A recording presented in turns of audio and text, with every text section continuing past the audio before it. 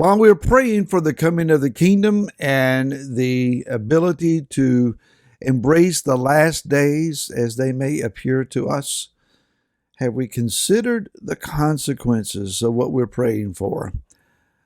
Hi, this is Barry Phillips with 10 Minute Torah, day 1 of Chukat. We are today in Numbers or Bamidbar, chapter 19. Let's read the first 7 verses. And Aaron said to Moshe and to Aaron, saying, This is the law of the Torah which Yahweh has commanded, saying, Speak to the children of Israel that they bring you a red heifer, a perfect one, in which there is no blemish, and on which a yoke is never come. You shall give it to Eleazar the priest, and he shall bring it outside the camp, and shall slay it before him. And Eleazar the priest shall take some of the blood with his finger, and sprinkle some of its blood 7 times toward the front of the tent of appointment. The heifer shall be burned before his eyes. He burns its hide, its flesh, its blood, its dung. And the priest shall take cedar wood, and hyssop, and scarlet, and throw them in the midst of the fire of the burning heifer. Then the priest shall wash his garments, shall bathe his body in water, and afterward come into the camp. But the priest is unclean until evening. Couple things stand out to me as I read these verses and share them with you today. Obviously, many of us have heard of the red heifers that have been supplied and brought into the land of Israel, and we really haven't heard a lot of updates, I don't think. At least it's not been broadly updated.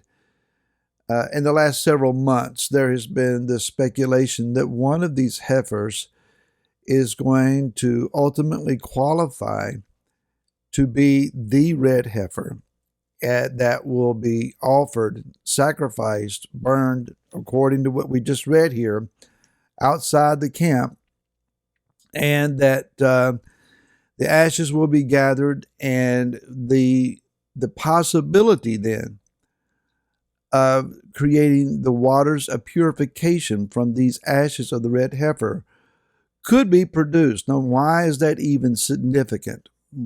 What does that have to do with us? Doesn't Yeshua take away all of our uncleanness when we trust him as our Redeemer and our Messiah? Those are questions that deserve a long and protracted answer that is beyond the scope of today. We'll try to maybe get to that. But for anyone to be able to enter in to the temple environment, for the Levitical priesthood to be reestablished to the fullest degree, it's my understanding from reading, they would need to be sprinkled with these waters. And there is a necessity for any of us that would ever desire to go up on the Temple Mount then in the days of a renewed temple. They're not just going to allow you to walk on up. This is not going to be a tourist event. Your passport will not get you there. This will be a set apart environment unlike anything that any of us are accustomed to. And there will be the need to adhere to very strict guidelines, including being purified. Now, Chukat, it is a variety of commands and laws that are, to us, irrational, beyond reasonable understanding, easy understanding, and among these are the ashes of the red heifer that are produced here.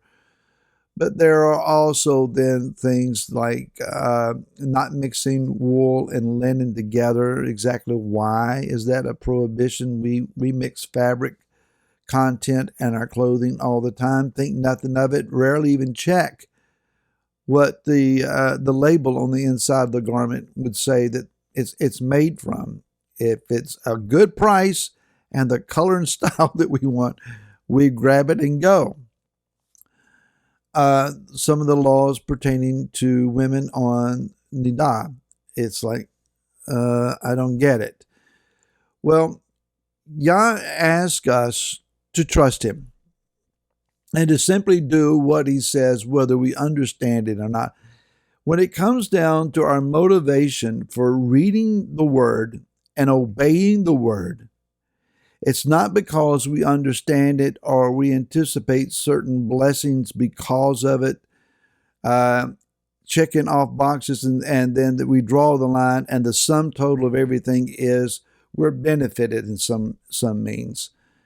That's not what we are doing. We obey his word because, number one, we know whose word it is. Number two, we trust the one who has given us his word.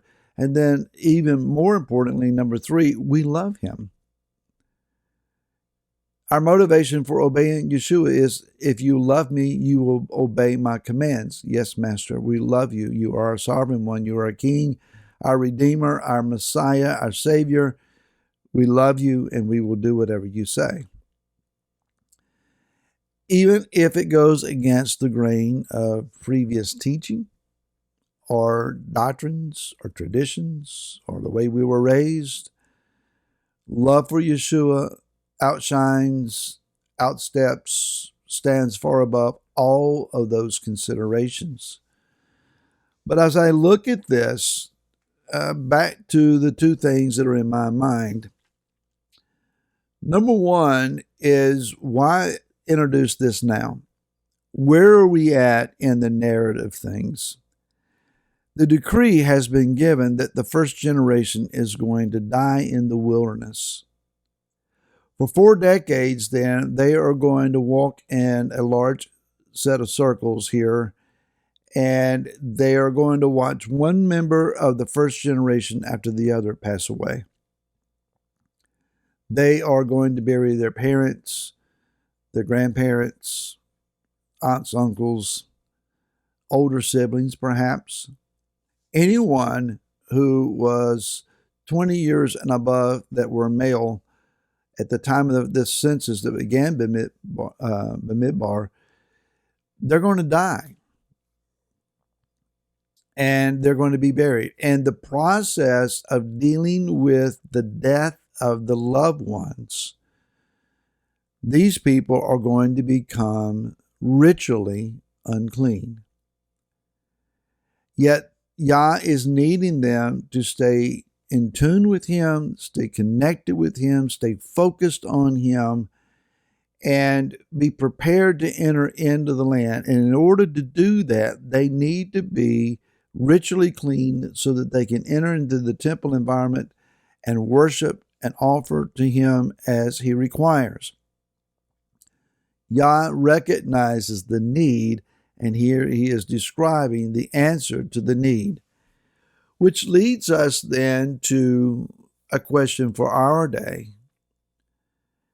And I don't want to sound negative here or morbid here or discouraging, but as we're praying for the events of the last days to come to pass, and knowing how the prophets, how Daniel, how the book of Revelation, and others, even what Yeshua said to us, how that these events would unfold, it will mean the loss of loved ones, very realistically.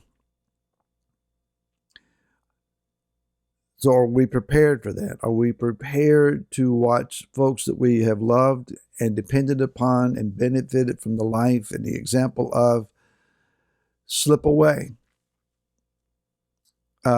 That's a question that we'll all individually have to answer. And the second thing that I noticed here, and I really don't know that I have an answer for this. Maybe this is something that as a online community we can share some perspective on, and I invite your response.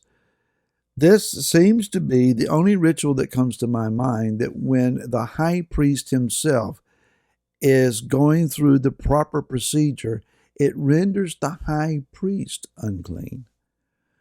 Whereas previously the high priest was very restricted in his manner of lifestyle. He could not attend even the funeral of his parents or his own wife, his own children, because it would make him unclean. Yet for the uncleanness of Israel, he was to be made unclean. Obviously, Yeshua became sinned for us. He became tainted with death for us. Perhaps that's the answer. What do you think? And hopefully I'll see you again tomorrow. Till then, shalom.